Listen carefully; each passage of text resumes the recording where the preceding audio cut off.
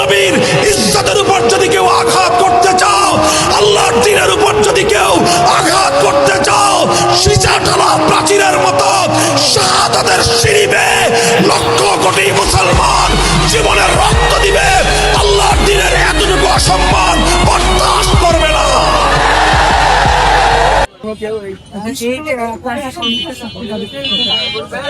ভবিষ্যতে এটা বলতে পারি যে কারণ এই যে এরপরে যে কেউ এগুলো করতে, হ্যাঁ অবশ্যই অবশ্যই সেটা এমন শাস্তি দিতে হবে আমরা সবাই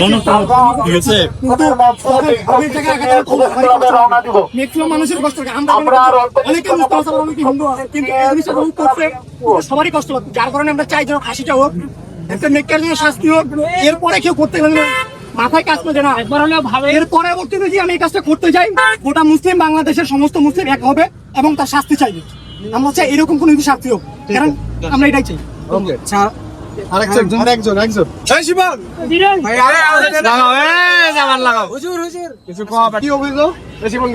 এই যে আমাদের রংপুর আপনার নবীজিকে নিয়ে কটূক্তি করা হয়, নিন্দা জানাই, একে অতীব বিলম্বে ফাঁসি দেওয়া লাগবে এবং এটা খুব দ্রুত ফাঁসি কার্যকর করতে হবে।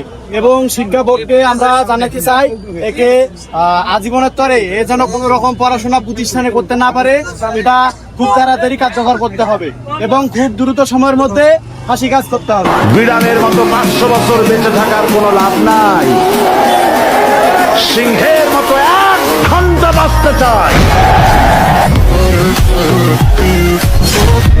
ও মুসলমান, কি জবাব আছে তোমার কাছে? আল্লাহ নবীর কাছে মুখ দেখাবো কোন মুখে? আল্লাহ যদি জিজ্ঞাসা করে